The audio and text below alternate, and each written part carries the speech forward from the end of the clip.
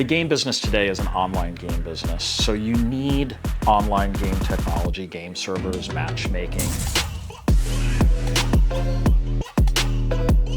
People don't want to be in the business of DevOps, where they've got the person who goes and like provisions servers and writes automation script, tears servers down, brings them up. There's a whole universe of DevOps staging processes. There are a number of competitors that you could choose in the gaming market that also offer backend services. We think we're the best. None of them have the background having built a blockchain game early on, and so we were just really well equipped to build a DPIN on top of this technology because we're talking to Web3 audience here. Like, this was actually the biggest rug pull in gaming history, and it had nothing to do with Web3. It was literally one of the largest companies out there, caused the collapse of lots and lots of games.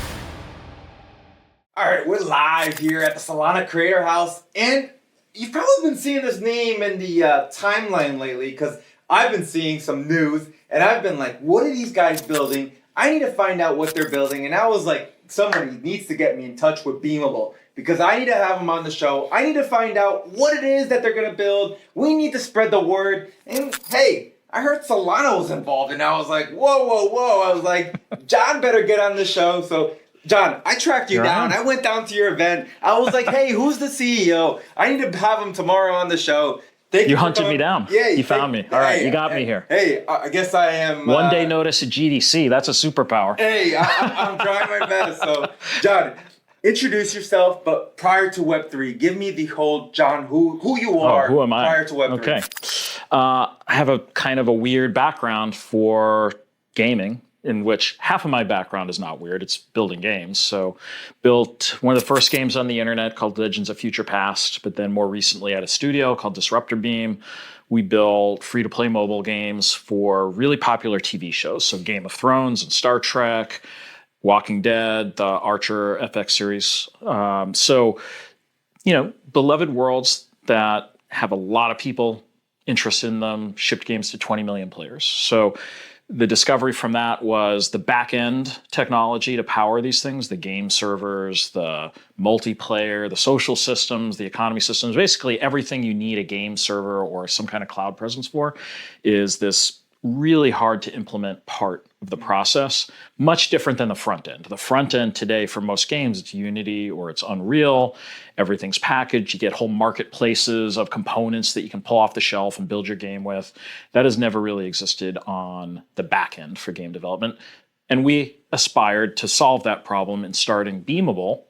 And we're a company that wanted to build the Unity, so to speak, of the back end, meaning you have a lot of composability, a lot of structure, easy workflow, all the back end components that you need for most games is present, and then build an ecosystem around it where people can add components of their own. So that's kind of where I came from. The other half of my background that led towards the gaming stuff is I was also in development tools. So I started a company called ePrize, launched a web development tool company, helped people build websites faster, kind of early blog and wiki software, took that company public on NASDAQ. So I've been through the whole process of like traditional software company building. And this company that we're doing at Beamable, it's like the mashup of those experiences, because to build a developer platform for game developers, you have to viscerally understand game development, which is what I got from Disruptor Beam, but also the experience of scaling a software infrastructure company. So background. Jon, I think it's safe to say, you know what you're doing. It seems like you have the experience to say, you know what you're doing. I am very, very bullish on that kind of stuff because to me, in Web3 gaming, we do get a lot of people that come very inexperienced. And I get very bullish when somebody comes in saying they've had years of experience with what they're looking to accomplish here with Web3 because of the technology and because what you could see connecting the dots. Coming into Beamable, what is Beamable? Why should somebody pay attention? How should somebody work with you? Where do you see that you are saying, hey, that is the current solve or problem that we want to solve here in Web3? Yeah, so I'll start first by saying whether your game is Web 2 or Web 3, any kind of game today is almost always an online game. It's 95% of the games that either exist or are next game out in the pipeline for most game developers. So the game business today is an online game business. So you need online game technology, game servers, matchmaking, the ability to execute server-side, server authoritative code. All of that is universal, whether it's Web3 or a traditional game. So that's what we're building with Beamable. Now, side story, early on, back to my background, we also built one of the first blockchain games back at Disruptor Beam. So we took our Star Trek Timelines game and we built a blockchain version of it that minted 1 million wallets on chain on Forte, that not a lot of people talk about these days, but gave us a lot of exposure early on to like what would be involved in a blockchain game. And we took that blockchain DNA forward into the company and started building blockchain integrations into our platform really from the very beginning of the platform. And you said that, experienced team, other people saw that too. Bitcraft most recently led our Series A, but actually Solana Foundation was one of the first backers of the whole idea with what we were doing. I don't remember how far back, 2 or 3 years ago, joined financing of Beamable, and Solana was actually the very first blockchain we supported for our blockchain integration. So you could build a game economy in Beamable that was automatically integrated on chain with Solana. You could use wallet-based authentication, and just gets you to the point of building your game and focusing on the fun. So you were talking about game developers and how sometimes the experience level is a little bit variable in this market. Well, it's not true only on the design side of building games. It's also true on the technology side of games. But games is not fundamentally a technology business. It's really, we're in an entertainment business. So you don't want to be held up by technology. The most important thing that a game developer has to do to be successful is shots on goal. So you got to iterate fast. You got to learn from your customers and how they're playing the game and increase your velocity of trying things. And building backend is not why most people get into game development, but you need it.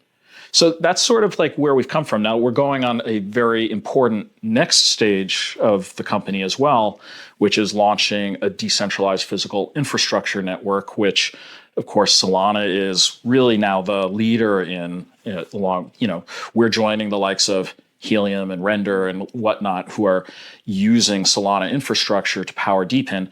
So why that? So within gaming, and we're talking about the gaming backend, it's not just a technology problem, it's a scaling problem. You have to be able to have enough game servers to support potentially millions of players. When you have a big game that's successful, you're going to need a lot of game servers.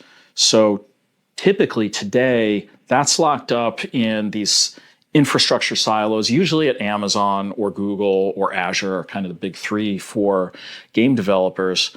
But we want to open up that whole infrastructure market, make it community owned. So we're launching our DPIN so that there's community ownership of the network of service providers and validators that are supplying game servers. So what our DPIN does is we're working with top tier data centers like the best of the best out there that have high security, high bandwidth access. They're joining the network, and your game can provision back-end servers off of them at a very economic cost. Typically, we're dealing with bare metal service providers as opposed to what they call the hyperscalers, which is Amazon and so forth. And with bare metal, it's usually like lower cost, like less than half. Bandwidth is often 90% off. So that removes one of the big costs for a lot of game developers. But I think more importantly, it removes the centralized risk problem. So if you look at the history of backend technologies for game developers, if your backend technology goes out of business and disappears, like if it's just a SaaS interface and the company decides to get rid of it, guess what happens to your game? You're kind of in trouble. Yeah, exactly. So a good example of that, GameSparks from Amazon, was a platform that existed up until a couple of years ago. Thousands of games were on this thing. They shut it down, and a few managed to migrate off, but for the most part, it just caused mass destruction. I like to call it, because we're talking to Web3 audience here, like this was actually the biggest rug pull in gaming history, and it had nothing to do with Web3. It was literally one of the largest companies out there, caused the collapse of lots and lots of games. So that's a huge risk. If the business model or even the decision to continue goes away, it affects your business. But with DPIN, you've got lots of service providers. You've got a community which has lots of incentives to keep the whole thing going, and it's built on open source. So the tech stack that operates at all these nodes in the DPIN network, it could run anywhere. Other people can join the network. You know you've got an exit from this network if for some reason you needed to, but most likely the DPIN just grows. More people are adding nodes all the time, and you've just got access to servers on tap. So let me kind of translate some of the tech words here, right? Oh, or let me ask as well before I translate. Mm-hmm. Why was this missing? Like, how did something this massive be missing in the space, right? I know we always say that we're early. Why now? Yeah, why now? Why now? Yeah. First of all, it's hard to do. So let's just start there.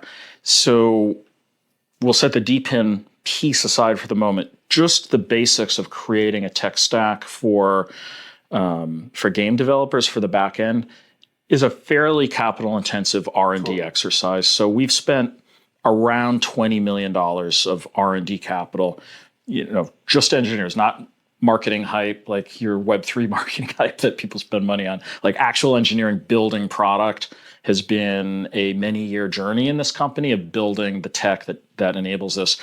And it doesn't seem too far off from what some of the bigger publishers spend as well. One of the other companies in the back-end space actually did a research report where they studied what publishers were spending when they built their whole backend themselves. Mm-hmm. And they found that, unsurprisingly, it was about $20 million that they ended up investing in backend technology over time.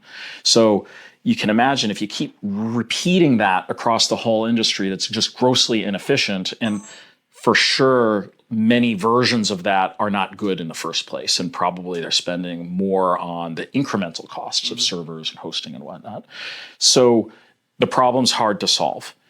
The second piece that is hard to solve for is it's not really enough just to create a whole bunch of APIs that can plug into your code. There are other products like that work that way. GameSpark's the one that went away, worked that way. Another that's continues to be very popular today is called PlayFab. It's a Microsoft product. The problem with just having APIs is there's no customization. If you want to really change the way things work, you need source code access. You need the ability to add your own code and scripting. This is fundamentally why Unreal and Unity are so popular on the front end, because you have the ability to have script-based control. You have programming language access to the system. You can even get source code licenses to change what you want. So both the willingness to build your product that way so that it's scriptable, and even being able to open source it or have source code access to it is another thing that was hard in the market. So those things took a few years to do. The ultimate piece, though, that becomes hard then is building that DPIN network. Now, it's one thing just to create a server provisioning network, and there are other people doing like just pure compute, like lease a server and gain access to it type stuff. The problem with that is that actually solves problems for lots of use cases. But in gaming, people don't want to be in the business of DevOps, where they've got the person who goes and like provisions servers and writes automation scripts and tears servers down, brings them up according to demand, and figures out how to build your code base so that it's most efficient on that particular product. There's a whole universe of DevOps, staging processes, how you get it off the developer machine and into production, how you debug code that's cloud-based and containerized. Like, there's lots of complexity in actually rolling that out. And the sort of the DPIN networks that are just pure compute, while useful for an enormous number of use cases, are not really tailored to the needs of the gaming market, which want a lot more automation, a lot more integration to the 3D engine, and a lot of workflow enabled that's easy to use. So we've built all of those things, and it takes a long time to get there. And it required a company to come along that had blockchain kind of in the DNA to begin with. So there are a number of competitors that you could choose in the gaming market that also offer back-end services. We think we're the best in terms of composability and structure and ease of use and whatnot. And we could duke that out with our various competitors. But one thing that's certainly true is none of them have the background having built a blockchain game early on and then added 9 different chains to the out of box. So we were just really well equipped to build a DPIN on top of this technology and get to market. I mean, it's safe to say you've been battle tested, right? I mean, you've literally built something before, tested it, and said, okay, look, I know what the issues are. I've experienced it myself. It's not like you're doing this your first time. At what point do you think the project or the game developer should start contacting Beamable? At what point does it make sense? And how do you convince the game developer, right, as well, to say, hey, like, it's time that we engage? Because I feel that many times game developers are very much pushy off of, hey, anything that's going to do with the infrastructure, anything that's going to do with the tech, they're very much like, let's wait, because of course the essence of building the game is always at the forefront of it. But what happens is they go and push an alpha build or a beta test, and guess what? It breaks. Right? And it's because, oh my God, we never even looked at Q&A, and we never looked at what kind of software we were using. Hey, we never even tried to test our own chain and how we were working on a chain. Well, what point does it make sense for... Great question. And the answer is the earlier the better, really. Think of it like your 3D engine choice. So you're going to choose Unity or Unreal or Godot or whatever you want to use, but you're going to make that choice early on in the process, because imagine spending months and months building something, even prototyping something, and then you're like, hey, I don't think it's Unity. Let's build an Unreal game instead. Yeah, you can do that, and people have done that, but that is a huge change in the skill set of your team. It's a reboot. Like, that could cost you all the runway that you actually needed to get to the end of the project. It's kind of the same with backend, and I do find that developers wait too long in the process because they start going down the path of like building a custom server and adding little bits and pieces here and there. And I get it. Like, you want to sometimes push problems down the road, but this is not a problem you want to push far down the road, because it changes the way you continue to build your game. It's like the 3D engine, the way you're going to script, the way you're going to debug, the way you're going to start thinking about scaling out your product. It starts really changing along the way. And that added effort of building your own stuff becomes a tax on your development process. And the way we convince them, beyond that, we show them something that's far easier to build, much more aligned to the workflow that they're used to. Like, we've invested in workflow and systems that make it work in the 3D engine. That's the product side. But it comes down to the battle-tested aspect you mentioned before. So this isn't an aspirational tech where we're hoping to someday ship something that people start using. It's really a product market fit stage in this company. We've got 86 games that have already launched on the platform. Wow. So they're live. There's a couple million MAU of players that are interacting with the games on the platform. We've done as much as a few million DAU of users in the life cycle of the product with certain launches. A couple $100 million of in-app purchase transactions have already flowed through it. So it works, it's tested, it's got great SLAs behind it, and thousands of individual developers have signed up to use it. So if you're watching this, right, and I talk to so many game developers, if you're watching this, make sure you reach out to Jon. I can't tell you how many times I talk to game developers, and when we're looking at budgets, we're looking at a marketing budget, we're looking at the game development budget, and then there's the blockchain budget.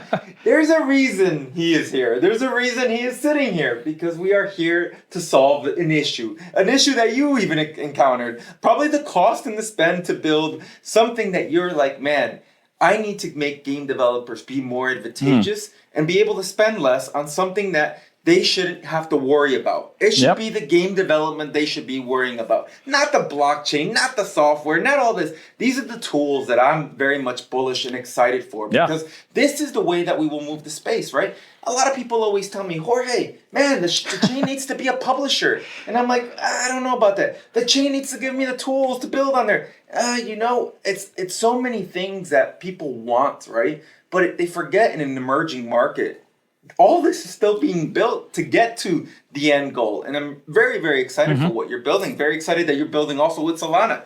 I have to ask the question, Solana and why Solana and how it happened. They came in and invest. But what are you seeing as the software that you're building to tell other game developers, hey, those guys, for me, Solana's battle tested as well, especially now with the meme coins and the amount of transactions that we're doing. And I say, hey, if you're playing a game, the transactions need to be that, especially for in-game stuff.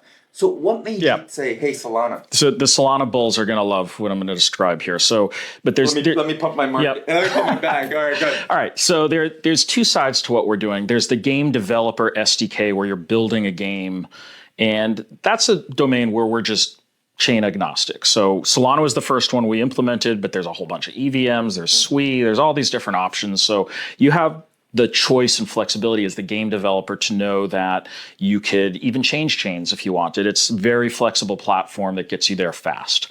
But actually, every game that's building on Beamable that starts using DPIN is also using Solana because the DPIN network is powered by Solana. So the original reason we focused on Solana as the first SDK for the game developer side of things really came down to performance. It was exactly what you were saying. When you build a game, you can't have people waiting around for finality to occur before the NFT arrives in your wallet so you can start playing around. You need immediacy. You need to be able to play, and the cost of doing those transactions has to be very reasonable too. Like when we got started with Solana, it was still the era of like $50 gas fees on Ethereum, and that's not a thing. Yeah. So, but why Solana on the DPIN side? It's actually a little less important on DPIN to look at just sort of the pure performance characteristics because transactions can be batched up. People are generally okay if they get paid once a day or once a week even for their aggregate DPIN transactions. So finality speed isn't like the most important thing, but what is really important is ecosystem there. And we really had a conviction that Solana has the number one ecosystem because, first of all, the DPIN granddaddy of them all, which is Helium, had come to Solana after having had a different chain underneath Helium, and they made a very deliberate choice that it was the right place to be. And not only did they make that change, they've invested and I think given back a lot to the community, and there's a lot of code and infrastructure to draw upon there because our own philosophy for building things at Beamable is kind of the same philosophy we tell game developers, which is you shouldn't be reinventing the wheel along the way. Like we've given you really great backend technology just to launch and build and scale your game. Use that so you can focus on the fun. Likewise, when we're building DPIN infrastructure, validator networks, like there's a whole laundry list of things you have to do really well to build DPIN, even like just governance systems and things like that. There's a real wealth of ecosystem in Solana, and Solana has just an awesome developer community generally. And like when people love Solana, like they're all in, they're building on it. So we loved that, and we wanted to be part of that as well. You might have to get the Solana tattoo after this, Jon. I mean, you got to show your love, Jon, I think, you mentioned some great points. Love to hear it, right? 2025 is here. How are you guys looking to evolve in 2025 as an infrastructure provider, software developer, everything that you guys are really combining, all these tools, off-the-shelf tools and everything? Where do you see 2025 for you guys? Well, so we're going to continue building out the roadmap of the developer tools and just continue to give developers, great workflow and all the features that have been inherent to the Beamable mission over the last 5 years. But it's all about the DPIN network launch this year. So we haven't announced any dates or whatnot yet, but later this year, we're going to do a token launch when we roll out the actual protocol on Solana. So we have a website, beamable.network, where you can see that. We're already publishing network stats. We believe in total transparency into it. So you can see how many users are on the network, how many games, how many API calls. We're doing billions of API calls already. So the cool thing about us and the reason Bitcraft got excited about our thesis is the fact that we're a DPIN that has demand built in already. A lot of DPINs are built kind of supply first and hope they'll come and then build the demand second. We flipped that because we have the 86 games that I referred to already, the billions of API calls. So that's going to allow us to launch a DPIN where revenue is already flowing through our network. And that's just a very unique position to be in. And we're hoping to be up there with the likes of, Helium, Render, and some of the other great DPIN projects on Solana in terms of actual fundamentals. So you're here in San Francisco, you're here at GDC. What's the event this week that you're like highlighting on your calendar that you can't miss? Or it might already happen. What was that event that you were most excited for this week? Well, we did run our own event, and it was really, I was we did a great job, actually. My team, I had nothing to do with it, actually. I think that I showed up. snuck into it just to Did you? Yeah. So you saw the room was full. There was traditional game developers, Web3 game developers. We played with fire there. We're putting them all in the same room at the same time. Maybe people learned from each other. There were investors on all sides of gaming, Web3. So like that was just our own event was great, and was happy to do that. I'll say the one that I keep coming back to is Wolves Den. Just keeps pulling me back in. I did 2 live streams from it this morning. I've been at a couple of other events there during the week, so I keep going back. And it just generally speaking, and this isn't only Wolves Den, the production value of games is going way up. You know, we got to see Star Atlas in terms of how it's progressed there. That was cool. But like lots of games have super high production values now in Web3. So I think a lot of people outside of Web3 are still accustomed to thinking of it as the games that they were seeing, the quote unquote games, I should say, that they were seeing 3-4 years ago when the hype started up around it, where they were barely games and they were kind of like DeFi projects reskinned as games, but not a lot of substance behind them. And that is not these games right now. Like you sit down and like, that doesn't look like a blockchain game. It looks like really fun games to play, and you get sucked in. And over the course of this year, what I'm excited about is just starting to see some of these games ship. And some of them are building on Beamable, by the way, mythical games with things like FIFA Rivals, the biggest sports franchise in the world. Or one that I am most excited about. Yeah. Because, I mean, if you saw the numbers that NFL did, right? NFL Rivals. Those numbers are not spoken a lot in Web3. Web3 doesn't like to talk about success. I don't know if you've realized it, because the timeline's saying Web3 gaming is bad. So for me, you know, we are in this bubble of negativity sometimes, and maybe it's following the right people. I think that might be the plug for you to tell everybody how we got to follow Beamable, what's the website, and what's your Twitter account, so that we make sure we turn our notifications on for what you're building. Awesome. So if you're a game developer, just go to beamable.com. That's where you can download the SDK, learn all about it. It's free to try. You don't have to pay us anything. You don't talk to anybody. Just go have fun, start building a game. If you're interested in the DPIN project, that is an independent foundation that was formed to take the open source tech from Beamable and build DPIN around it. So you can go to beamable.network for that. And my Twitter account, J Radoff. I guess we call it X these days. X, yeah. Formerly Twitter, J Radoff, JRADOFF. Jon, okay. GDC, told me the event. As you're building Beamable, you're here. This is very much a Web 2 game development conference, but there's a lot of Web 3 here, right? Are there any other conferences that you're going to be looking at 2025 to say, hey, I need to be able to go connect with more Web 2? Or, hey, I need to go be at Token 2049 or any of these other Web3. How are you looking at the coming year? Yep, I'm going to be at Token 2049 in Dubai as well as Singapore. I'm going to be at Gamescom.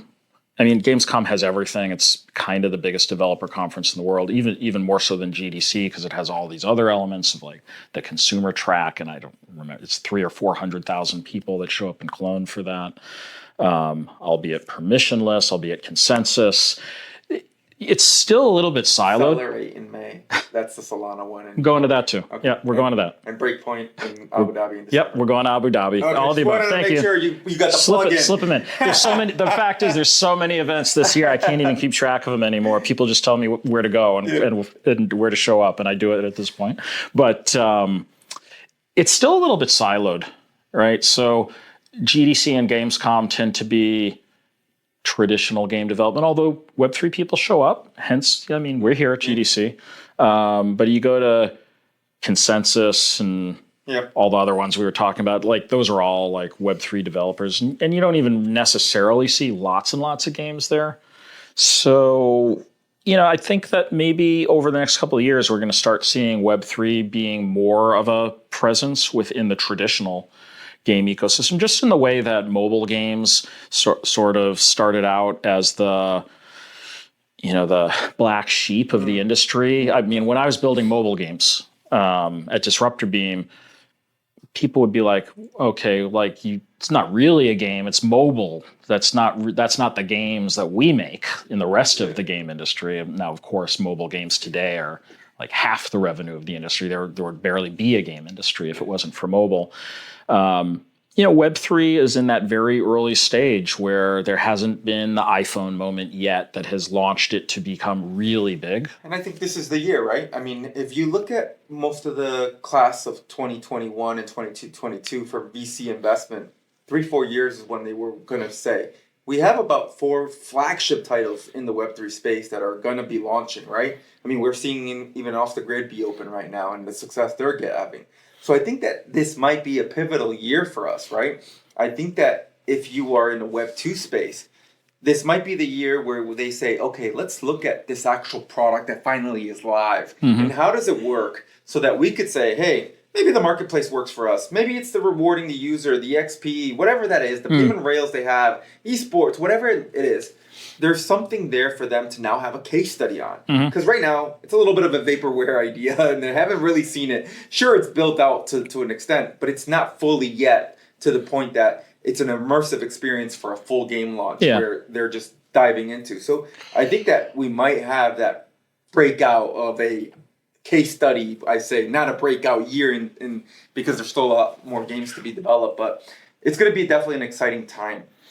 I think we're not quite at the iPhone moment this year. And if we think of that as suddenly it's mass market reaching hundreds of millions of players. So, which is good because it means, you're still relatively early, but you're not too early. I think this is a good time because real games are now shipping, right? Real games with substance behind them. You mentioned NFL Rivals. Well, that's already out, right? FIFA will follow that. There's lots of really great developers bringing products to market, and they look like AAA quality in many cases. So it is I think what does happen this year to next year is the test of, are these bigger budget games that really truly of like AA, AAA quality, and do people just love playing them independent of anything having to do with blockchain? So as long as people play the games and think they're fun, even independent of like whatever the financial success is considered to be for these products, then I think we have a really strong path forward, and you can start to imagine what that iPhone moment will look like. Jon, man, the insights, the alpha, everything you've literally given us. I have to ask for one more alpha. You're here in San Francisco. What are the things that you do outside of work? Are you going to go visit the Golden Gate Bridge? Are you doing the In-N-Out Burger, Tony's Pizza, Alcatraz? What is it? Give us I've done just about all those things in San Francisco because I'm coming back here all the time through the year because you can't be in tech and not be in San Francisco a lot. But outside of Beamable generally, I just love stuff that's really, really hard to do. So one of the things I do is mountain climbing, and I'm working on climbing the high point of every state in the U.S. I've climbed most of the ones in the West Coast. So you've done El Capitan? Well, El Capitan is not a high point. That's a different kind of. Okay. But I've. The reason I say is I went down there and I saw these people climbing, and I said, yeah, I don't think I have the skills or the, when you look down and you're like, that millisecond for me, I'm good with taking that risk. El Capitan is an amazing climb. It's not the highest point in California. So I'm going after the highest mountain to reach in each mountain. So like Mount Rainier in Washington and stuff like that. So, all right, so I'm working on that. The biggest one of all is in Alaska, and that'll be towards the end of the process. But I'm working through it. In fact, I posted a couple of mountain climbing pictures on my feed the other day. More power to you. Hopefully, you take it easy this year because you got a lot coming up. I'll hit one at least. Yeah. But I appreciate you coming to the show. I'm going to give you a gift since you're mountain climbing. Okay. I think it's really important that you have the official cup of the Creator House. This cup is a stay liquid because you not only have to stay liquid in the market, you need to stay liquid while you're rock climbing or mountain climbing, whatever you're doing. Nice. This is making sure that you are okay throughout the process. Appreciate you coming on, Jon. Really excited for everything you're building. Thank you again for choosing Solana, and hopefully we'll come again. Maybe we'll see each other at Gamescom and we'll run it back. Love it. Thanks for having me here. All right. That's another episode of the Creator House, sponsored by Solana. Thank you for showing up.